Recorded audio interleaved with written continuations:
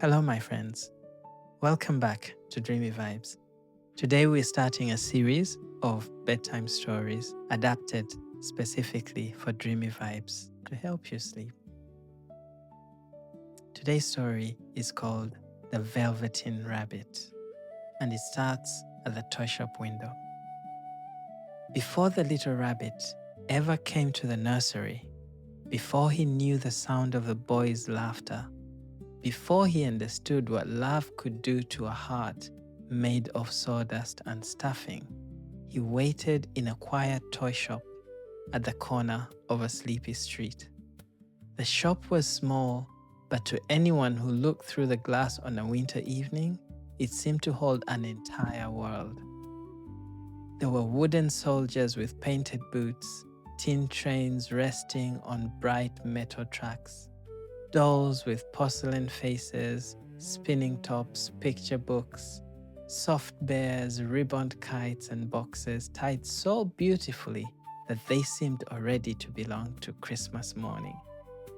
Near the middle shelf, where the lamplight was warmest, sat a rabbit made of velveteen. His body was soft and brown, his ears were lined with pale satin, and his little paws rested neatly in front of him as though he were waiting politely for someone to notice him. He did not yet know that he was waiting. You see, toys, when they are new, often think they've already arrived at the most important moment of their lives. They sit proudly on shelves, they admire their own ribbons, they look at their stitching, at their paint, their wheels, their buttons, and they imagine that being new is the finest thing there is. The Velveteen Rabbit felt that way too. He knew he wasn't made of clockwork, and he couldn't march, whistle, or gallop, or open and close his eyes, but his fur was soft, his ears were handsome, his whiskers were stitched with care, and whenever the shopkeeper placed him near the front of the display, people smiled at him through the glass. Outside, the street moved slowly through winter. Horses passed with muffled steps. Ladies carried parcels close to their coats. Children pressed their mittened hands to the window and whispered over the toys they hoped might one day become theirs. The rabbit listened to everything. He listened to the bell above the door, chiming gently whenever someone entered. He listened to paper rustling, coins clinking, boots tapping, and the low voice of the shopkeeper as he wrapped presents in brown paper and string. At night, when the door was locked and the lamps were turned low, toys spoke amongst themselves. The train liked to boast about speed. It had never traveled farther than the table by the window, but it spoke as though it had crossed mountains, valleys, and shining cities. The soldier captain liked to speak of bravery. His red coat was perfect. His sword was straight. He stood with such discipline that the other soldiers leaned when they became tired, but he never did. A blue china dog, glossy and delicate, said very little. He believed that anything fragile should not waste words. The rabbit mostly listened. One evening, after snow had begun to fall beyond the window, the tin train rolled 1 inch forward and announced, "I shall be chosen first." Children admire movement. Movement is what matters. The soldier captain answered, "Nonsense. A proper child wants courage. A toy must inspire noble deeds." The china dog blinked under the lamplight and said, "A toy must be admired, not handled. Handling causes cracks." The Velveteen Rabbit looked down at his soft paws. He wondered what he would be expected to inspire. He was not fast. He was not brave in a soldierly way. He was certainly not the sort of toy that should sit behind glass forever. Something inside him hoped, quietly and without yet knowing why, that he would be held. Snow gathered on the window ledge. The shop grew still. Somewhere far away, a clock struck 8, and then 9, then 10. The rabbit sat beneath the gentle glow of the lamp and imagined a child carrying him into a room he had never seen. A room with curtains and blankets and stories whispered after dark. The thought made his stuffing feel warm. A few days later, the shop door opened with a cheerful ring. A woman came in carrying a list. Her cheeks were pink from the cold, and her hands moved quickly through the parcels as the shopkeeper showed her one toy after another. She considered the soldiers. She considered the train. She considered a kite, a puzzle, and a box of paints. Then her eyes came to rest on the rabbit. "That one," she said softly.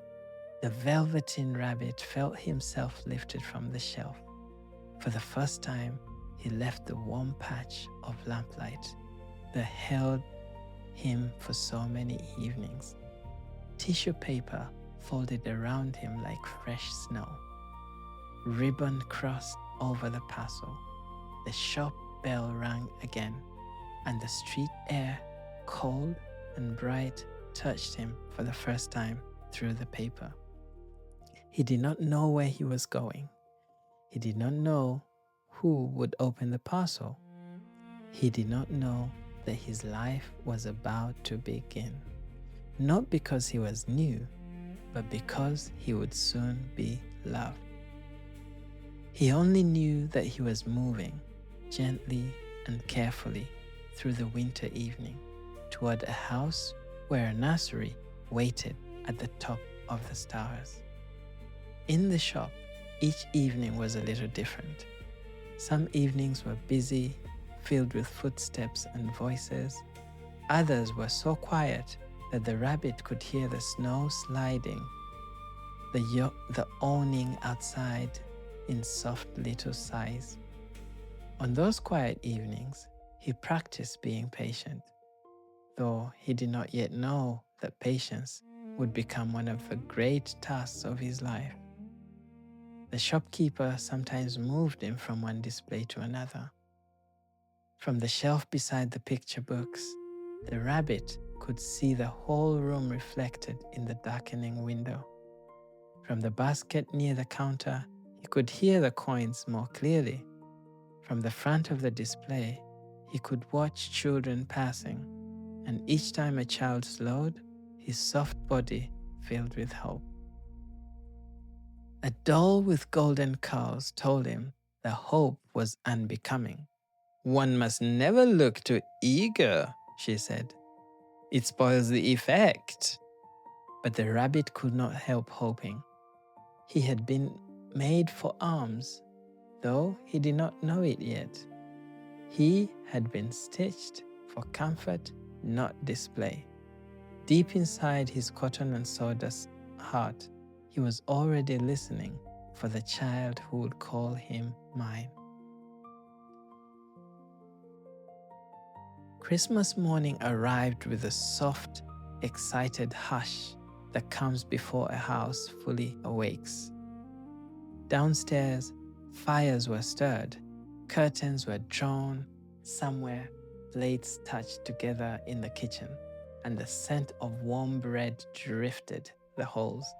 Upstairs, in a room with pale walls and a wide window, a little boy walked beneath a mountain of blankets. For one still moment, he lay blinking at the ceiling. Then he remembered. Christmas. He sat up so quickly that his pillow slid to the floor. At the end of the bed, wrapped presents waited in a bright, mysterious heap. Some were square, some were long, some were tied in ribbon. One was soft and light, and within that parcel, folded in tissue paper, the Velveteen Rabbit waited without breathing. Because toys do not breathe in the ordinary way, but they do hold their whole selves very still when something important is about to happen. The boy opened the train first. He cried out with delight. The little engine shone red and black when it was wound. It chattered along the floor in a brave circle. The soldiers came next, and then the picture book, and then a wooden boat with a blue sail. The rabbit heard laughter, paper tearing, and bright, busy music of a child delighted by everything at once. Then the soft parcel was lifted. The ribbon slipped away. The paper opened. Light fell across the rabbit's face. "Oh," said the boy. It was not the loudest sound of the morning. It was not a shout like the one he gave for the train. It was smaller, warmer, and somehow closer. The boy picked up the rabbit and pressed him against his cheek. "He is soft," the boy said. "He is very soft." The rabbit did not know what to do with such happiness. He had been admired through glass. He had been handled by the shopkeeper. He had been wrapped and carried and placed at the end of a bed. But this was different. This was not being inspected. This was being welcomed. For the rest of the morning, the room was full of movement. Relatives came and went.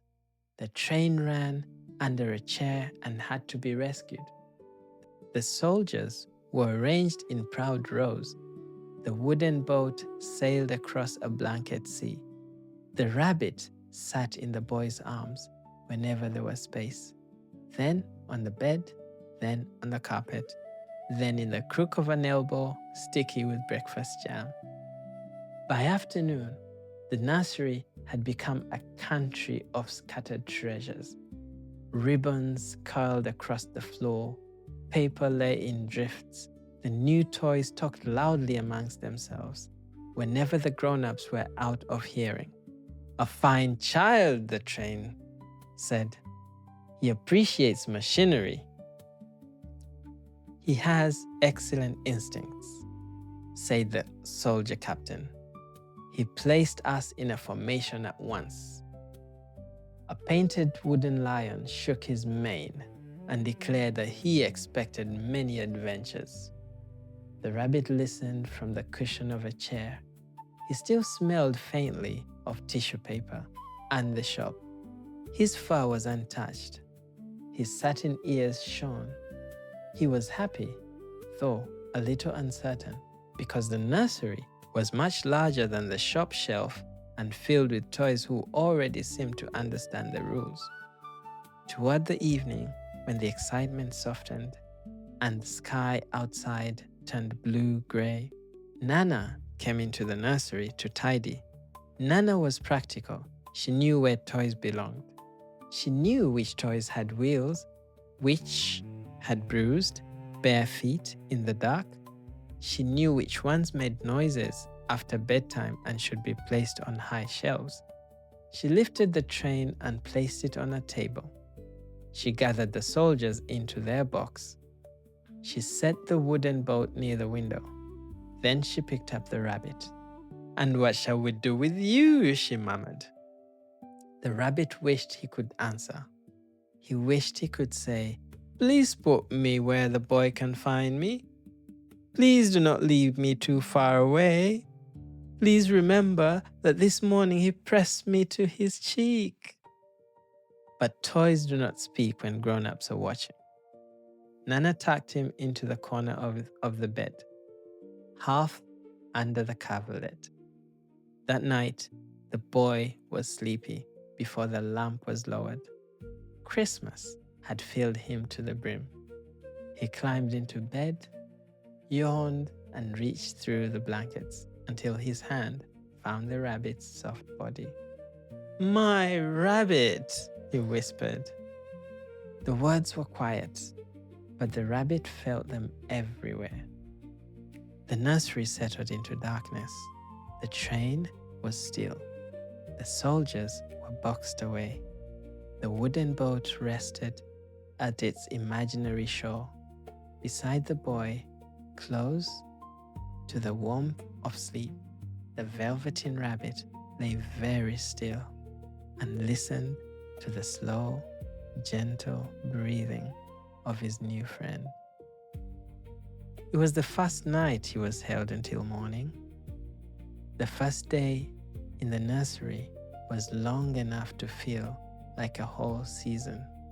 Morning glittered, afternoon tumbled, evening softened. By bedtime, the rabbit had already learned that a child's love is not tidy. It drops you on carpets, carries you upstairs and down, carries you upside down, hides you under pillows, and then, just when you wonder where you have been forgotten, gathers you close as though nothing in the world matters more. When the lamp went out, the rabbit missed the toy shop for exactly one breath. Then the boy's hand curled around him in sleep, and the shop became a place he had passed through, not a place he belonged. The nursery, with its shadows and scattered toys and warm blankets, became home. Far below, the grown-ups spoke in low Christmas voices. The house smelled of candles, oranges, cooling fire. The rabbit listened until all those sounds became distant, and the boy's breathing became the nearest and truest sound in the world. During the first weeks after Christmas, the nursery changed every day.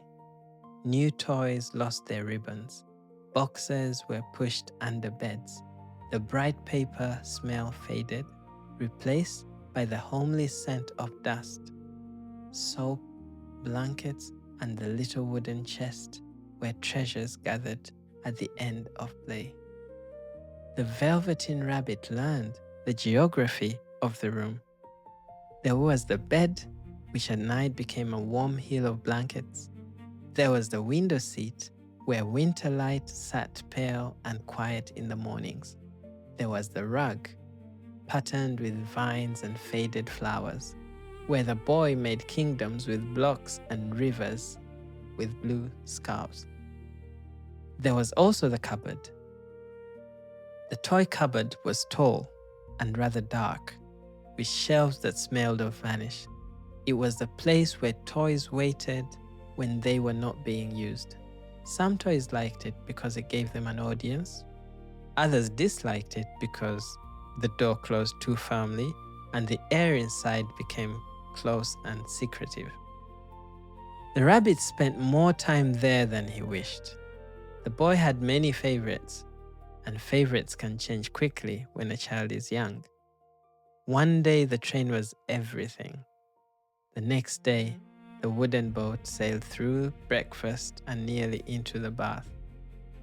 For 3 whole days, the soldier captain commanded armies beneath the nursery table. The rabbit was often taken out, hugged briefly, and set down again when something louder demanded attention. He did not complain. Toys learn patience early, or else they spend their lives disappointed. Still, the cupboard was not always kind. The clockwork toys had the highest opinion of themselves. They had keys in the backs, wheels in their feet, and mechanisms that clicked with great importance. They spoke of springs and gears as though springs and gears were proof of character.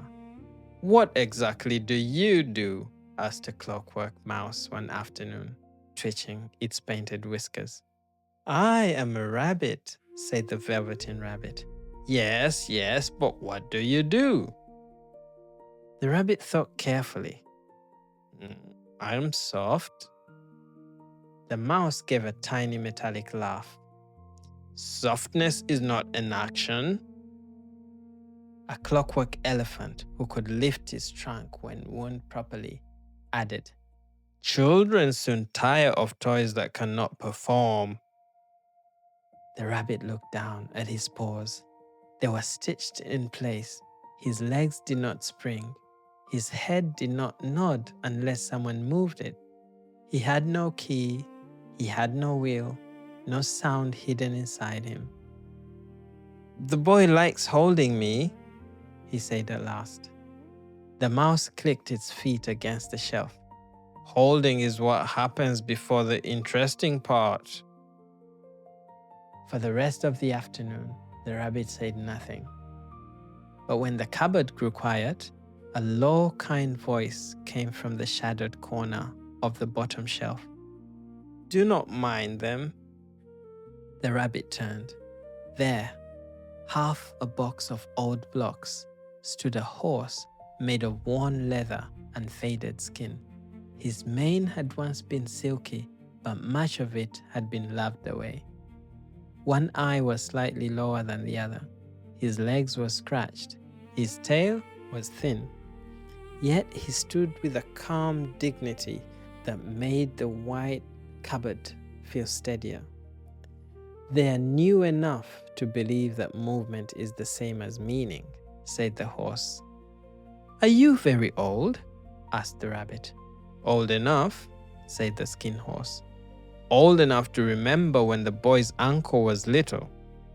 Old enough to have been dragged across the gardens, taken into beds, left under tables, kissed after tears, and blamed for mischief I did not commit."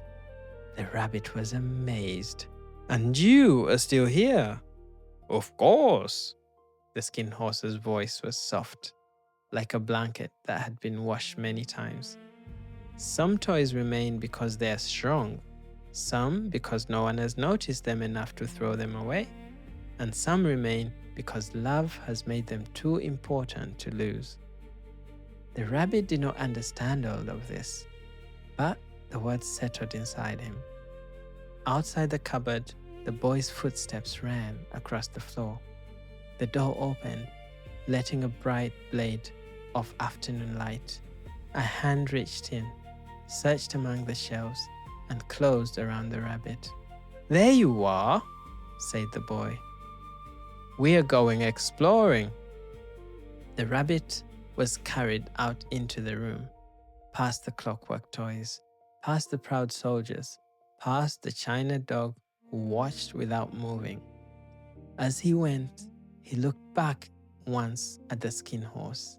The old horse gave the smallest nod, and though the rabbit still did not know what made the toy important, he began to suspect it was not a key in the back, nor paint that never chipped, nor a trick performed on command. Perhaps it was something quieter, something that happened slowly, something that began when a child reached into a dark cupboard and said, "There you are." The toy cupboard taught the rabbit that every toy has a private fear. The clockwork mouse feared being unwound and ignored. The china dog feared falling. The soldier captain feared losing command. The wooden lion feared being outgrown by louder beasts. The rabbit, though he did not say it aloud, feared being ordinary. But the skin horse seemed afraid of nothing. This did not mean nothing had hurt him. Quite the opposite. His seams had known strain, his coat had known weather, his old body had known neglect and rescue and long years of waiting, but fear had passed through him so many times that it no longer ruled him. The rabbit began to stay near the skin horse whenever he could. He liked the old horse's silence as much as his words. It was a silence that made room for questions. It did not hurry. It did not judge. It waited until the truth was ready to arrive. Rain came softly against the nursery windows one Thursday afternoon, drawing silver lines down the glass and turning the garden into a blur of wet branches and sleepy earth. The boy had gone downstairs for tea, leaving the toys scattered across the rug after a morning of indoor adventures. The train rested beside a collapsed tunnel of books. The soldiers stood in a brave but untidy formation near the chair. The Velveteen Rabbit lay on his side beside the skin horse, still warm from the boy's hands. For a long while, neither of them spoke. The rain made enough sound for both of them. At last, the rabbit asked the question that had been growing inside him since the day in the cupboard. "Skin horse," he said, "what does it mean to be real?" The old horse did not answer immediately. He looked toward the window, where the rain softened the world outside, and then toward the bed, where the blankets were folded in a heap that looked almost like heels. "Real," he said, "is not the same as new.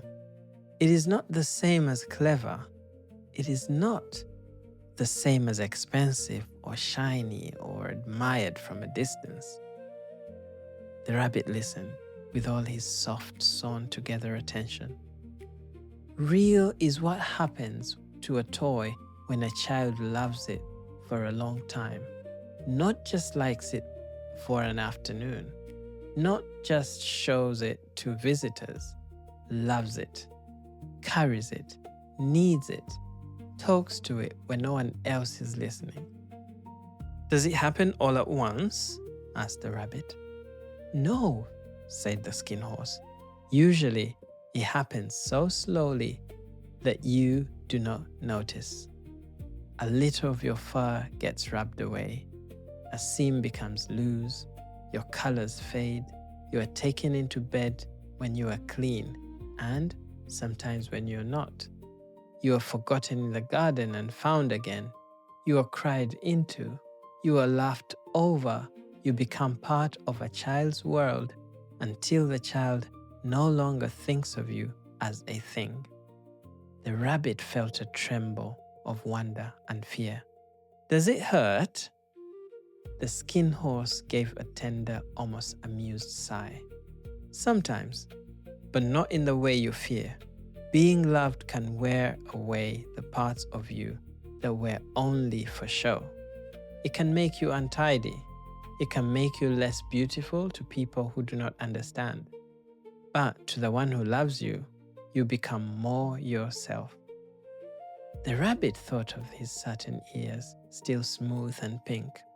He thought of the clockwork mouse, polished and brisk. He thought of the china dog who feared even a fingerprint. "I do not want to become ugly," he whispered. "Real things are not ugly," said the skin horse. They may be worn, but they are known. There is a difference."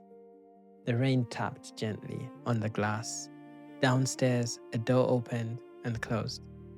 The house breathed its afternoon breath. "Can anyone become real?" asked the rabbit. "Anyone who is truly loved." "Even me?" "Especially you."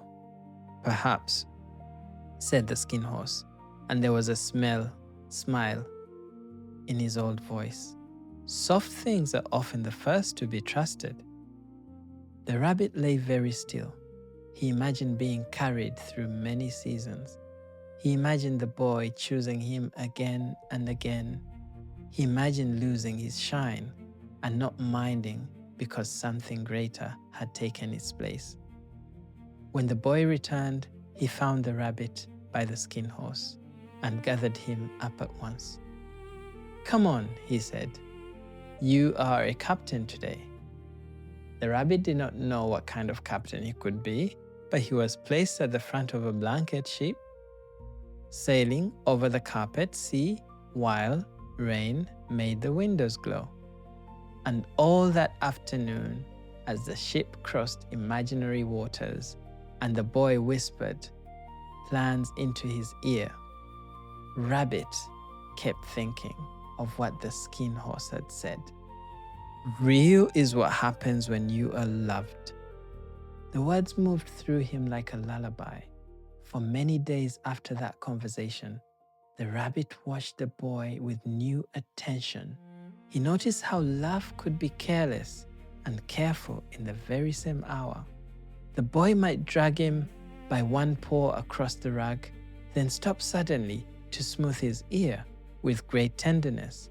He might leave him under the chair, then search in panic when bedtime came. He might spill milk near him at tea, then apologize in a whisper as though the rabbit could forgive him. The rabbit did forgive him. He forgave everything quickly. Toys made for love are generous that way. They understand, long before people do, that clumsiness is not the opposite of affection. Sometimes clumsiness is simply affection moving too fast. The idea of becoming real no longer felt like a single door waiting in the distance. It felt more like a path beneath his paws, made of ordinary moments, a hug, a rescue, a secret, a tear, a game, a night of being needed.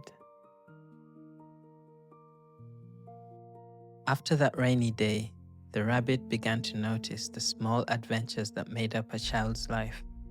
They were not always grand. They did not always involve castles, dragons, or sailing ships. Sometimes an adventure was being carried out downstairs, in the crook of the boy's arm, while breakfast toast cooled on a plate. Sometimes it was being placed beside a tower of blocks and told to guard it from invisible bears. And sometimes it was being tucked beneath a blanket while the boy explained very seriously that they were camping in a forest where the trees were made of chairs. The rabbit learned the language of make-believe. A cushion could become a mountain, a rug could become a meadow, a sheet could become snow, a row of books could become a city, a laundry basket turned upside down could become a cave so deep and mysterious that even the soldier captain looked uncertain when ordered inside. The boy never asked whether the rabbit could move by himself. He moved him with loving certainty. When the rabbit needed to look over a cliff, the boy lifted him. When he needed to gallop, the boy made him gallop. When he needed to whisper advice, the boy bent close and answered for him in a voice that was gentle and brave. The rabbit discovered that perhaps a toy did not need to do everything alone. Perhaps part of being loved was allowing the child's imagination to give you the life you could not give yourself. One morning, the boy built a house from pillows. The roof sagged, the walls leaned. The doorway was a gap beneath two cushions, and the whole place smelled faintly of clean linen and sleep. "This is our winter cottage," the boy said. "No storms can get in." He crawled inside with the rabbit tucked under one arm. It was dim and warm in the pillow cottage. Outside, Nana's footsteps moved along the hallway. Inside, the boy whispered as if the world beyond the cushions was very far away. "You live here with me," he told the rabbit. "We have soup every night and we listen to the wind." The rabbit liked this idea. He imagined a tiny fire glowing in the cottage. He imagined the skin horse visiting slowly with snow on his mane. He imagined the clockwork mouse standing outside, unable to enter because there was no keyhole for boasting. Later, the boy took the rabbit to the window and showed him the garden. The grass was still pale with frost. Bare branches reached upward like quiet fingers. A robin hopped along the wall, puffed up against the cold. "When it is warm," the boy said, "we will go out there." The rabbit looked at the garden. It seemed enormous. The shop window had shown him a street. The nursery window showed him a world. As winter loosened, the days grew longer. The nursery filled with a different kind of light. The boy began to throw open the window for a few minutes each morning, and the rabbit smelled damp earth, young leaves, and the sharp green beginning of spring. There were days when he was left behind, of course. The boy sometimes ran outside with a ball or followed Nana on errands. On those days, the rabbit waited on the bed or in the chair, telling himself that waiting was not the opposite of being loved. Waiting was simply a part of it. The skin horse understood this well. Children return, he said one afternoon, not always when we expect and not always in the mood we hope for, but they return. The trick is to be here when they do. So the rabbit learned to wait with patience.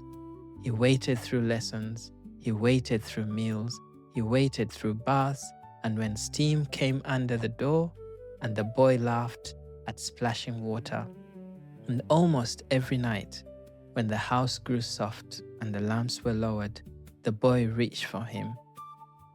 The rabbit began to know the shape of the boy's sleep. First came the turning and settling. Then the small questions called into the dark.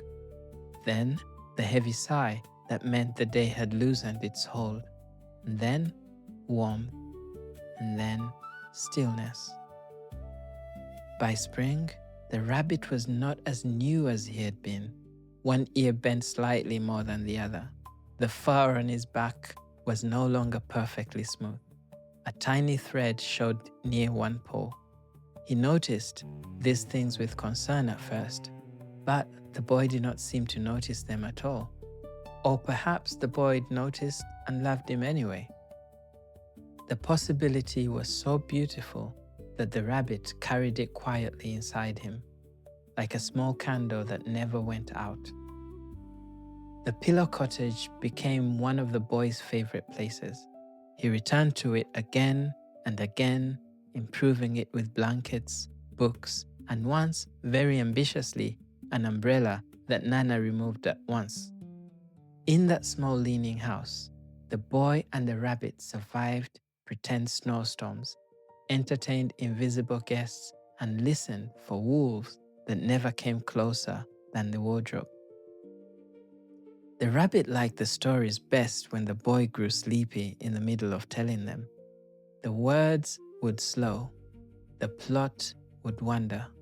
A dragon might become a postman, a ship might become a teacup. The rabbit never corrected him.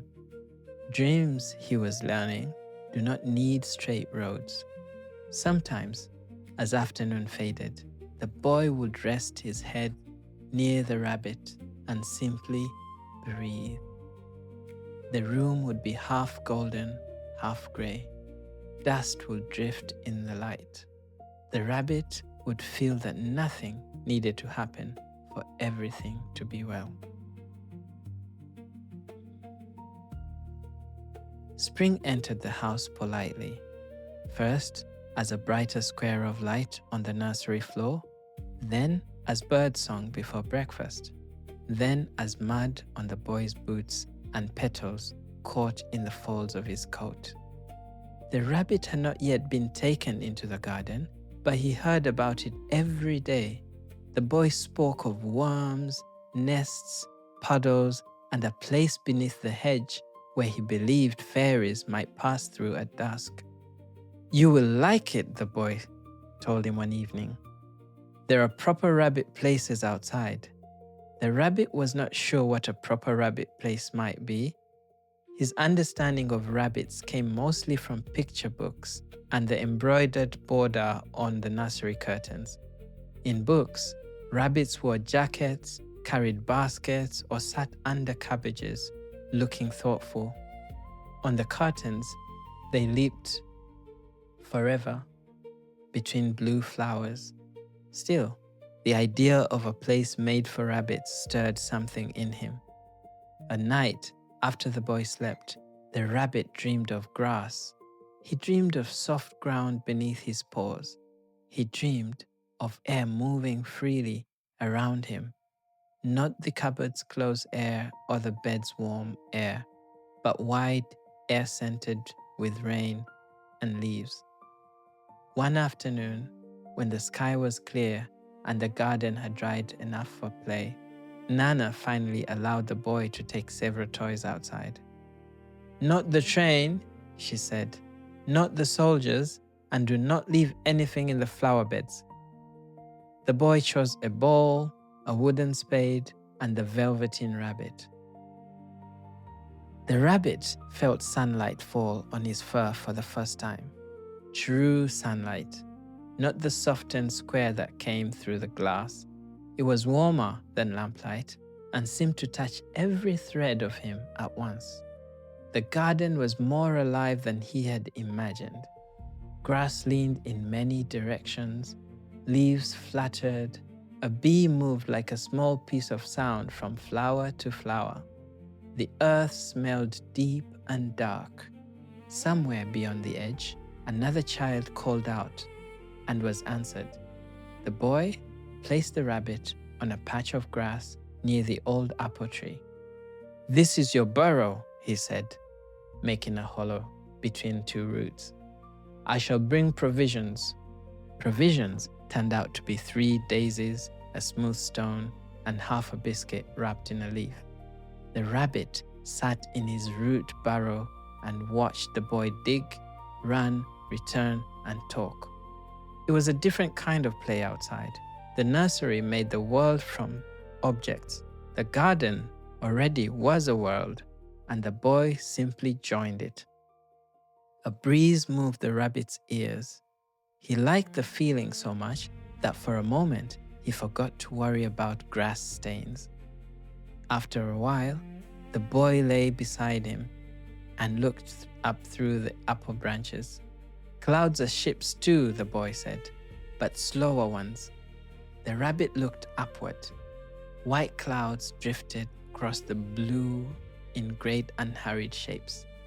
One became a sheep, one became a mountain, one became, just for a moment, something like a rabbit running with long, free legs. The rabbit felt a quiet ache inside.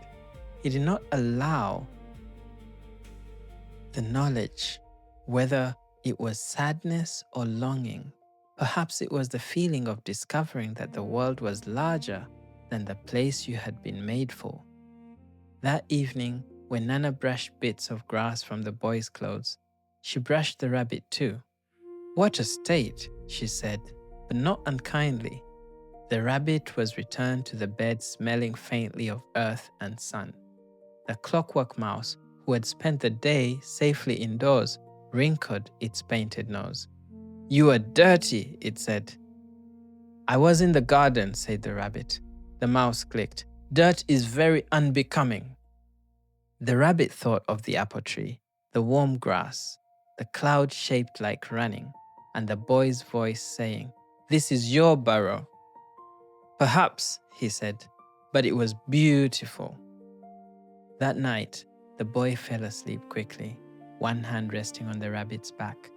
The rabbit listened to the house settling around them and imagined roots beneath the floor, clouds above the roof, and somewhere beyond the wall, real rabbits moving through the moonlit grass. He did not know yet that he would meet them, but the thought of them had already begun to call to him, softly, from the edge of his dreams. After his first visit outside, the rabbit carried the garden back into the nursery. Tiny crumbs of soil hid in his fur. The scent of crushed grass lingered near his paws. Even after Nana brushed him, something of the outdoors remained, and the rabbit treasured it as though it was a secret medal. The skin horse approved. "A toy should know more than one room," he said. "Rooms teach belonging. Gardens teach wonder." The rabbit thought that perhaps he needed both. The room gave him the boy, the garden gave him the sky. Between the two, his world stretched wider every day. The nursery at night.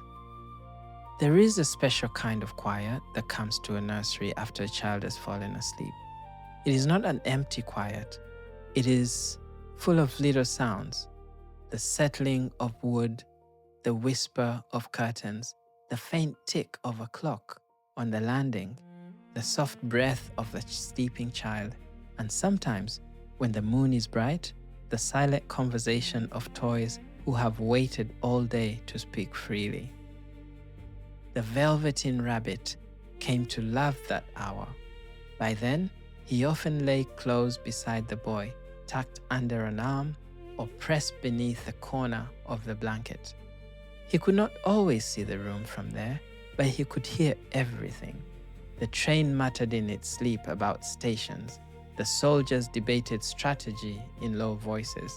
The china dog sighed whenever dust settled too near him. The skin horse, when he spoke rarely, and every toy listened.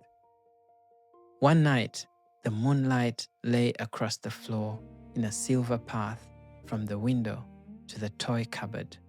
The boy was deeply asleep. His hand rested open beside the rabbit, warm and relaxed. "Skin horse?" whispered the rabbit from the bed. "Do toys dream?" The skin horse stood near the chair, his old outline gentle in the dimness. "Some do," he said, "especially the ones who have been loved enough to have memories." "What do they dream of?" "Well, that depends on what they have known." The rabbit considered this. I dream of the garden, and sometimes of running, though I have never run by myself." "Then perhaps some part of you already knows more than your stitching does," said the skin horse. The rabbit held those words carefully. Across the room, the soldier captain cleared his painted throat. "I dream of victory." "You dream of being put back into your box with all your men facing the same direction," said the wooden lion. The soldiers were offended, but only quietly, because the boy was asleep. The rabbit might have laughed if the toys laughed aloud. Instead, he felt happiness pass through him like warm water. The nursery at night was kinder than the nursery by day. Daylight belonged to the games, choices, being picked up, being put down, being lost under blankets, being found again. Night belonged to belonging. Every toy had a place in the room's soft darkness. Even the forgotten ones on the high shelf seemed less lonely when the moon came in. Sometimes, Nana entered before going to bed. She checked the window latch, lifted the fallen blanket, and looked at the boy with a tired tenderness that even the toys understood. If the rabbit had slipped too far down the bed, she would place him near the pillow again. "There," she would whisper, "he will want you when he wakes." Those words made the rabbit feel important in a way that boasting never could. On one particular still night, a storm passed far away. There was no rain at the window, only distant thunder rolling like a cart across the sky. The boy stirred and reached blindly in the dark. The rabbit was there. The boy pulled him close, sighed, and settled again. That was all. No adventure, no speech, no applause. Yet the rabbit felt more strongly than ever before that something invisible had happened. The boy had needed him without waking fully. The hand had searched for him because it trusted he would be there. In the morning, nothing was said about it. The boy ate porridge, argued mildly about socks, and carried the rabbit downstairs by one ear, which was not comfortable, but was done with affection. The rabbit didn't mind. He had learned another secret of becoming real. Sometimes love announces itself loudly with laughter and games and declarations, but sometimes it is a hand reaching in the dark, certain that you have stayed. And the rabbit had stayed. On especially quiet nights, the rabbit imagined the moon as a gentle visitor who knew every sleeping child and every faithful toy. It came through the curtains without opening them. It touched the floor without making a sound. It silvered the skin horse's old face and made the soldier captain's sword look less proud and more like a thin line of water. The rabbit liked how moonlight softened everything. Scratches disappeared. Dust became sparkle. The nursery did not look messy at night. It looked lived in by dreams.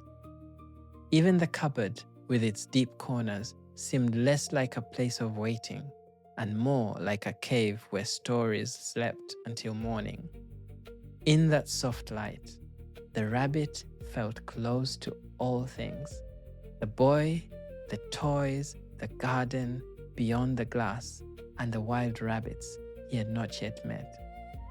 Sleep gathered them together without asking anyone to be impressive.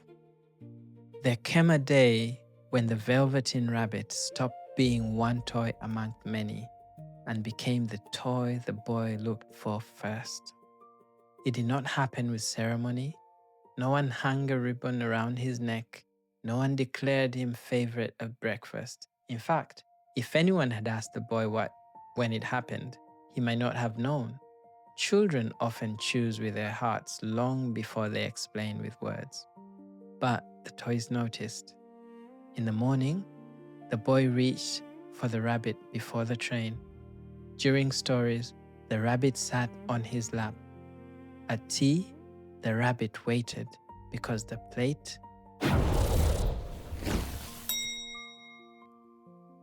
During stories, the rabbit sat on his lap. At tea, the rabbit waited beside the plate. When the boy went to the garden, the rabbit went too. When the boy built a fort, the rabbit was given the safest room inside it. When the boy was cross, the rabbit was squeezed. When the boy was sleepy, the rabbit was tucked beneath his chin. The clockwork toys had less to say after that. The mouse still performed his little run across the floor when warned. The elephant still lifted its trunk. The train still circled bravely and sometimes derailed beneath the chair, but performances end. A key winds down. A wheel stops turning. The boy clapped, then moved on. The rabbit did not perform, so there was nothing to finish. He simply remained. One afternoon, the boy's cousin came to visit. The cousin had sharp eyes, polished boots, and the habit of judging toys by whether they were impressive.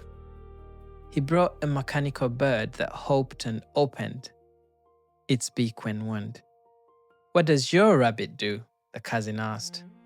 The boy looked at the rabbit, surprised by the question. "He is my rabbit," he said. "Yes, but does he do anything?"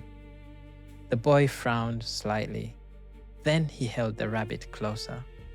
"He knows things," he said. The cousin laughed. "Stuffed things don't know." The boy did not argue. He simply turned away and began building a stable from blocks, placing the rabbit inside as though no further explanation were needed. The rabbit felt that sentence again and again for the rest of the day. He knows things. What did he know? He knew the warmth of the boy's hands.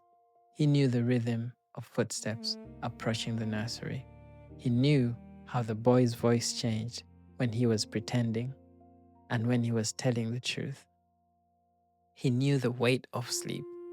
He knew the smell of rain in the garden and the sound of Nana folding sheets. He knew that being held could make a storm smaller.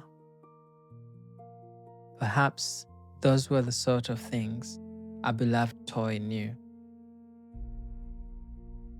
As weeks passed, the rabbit grew shabbier. his fur flattened where the boy's fingers rubbed him. One satin ear lost its crisp edge. His whiskers bent.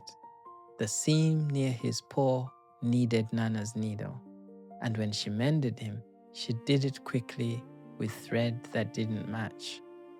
The China dog watched from the shelf.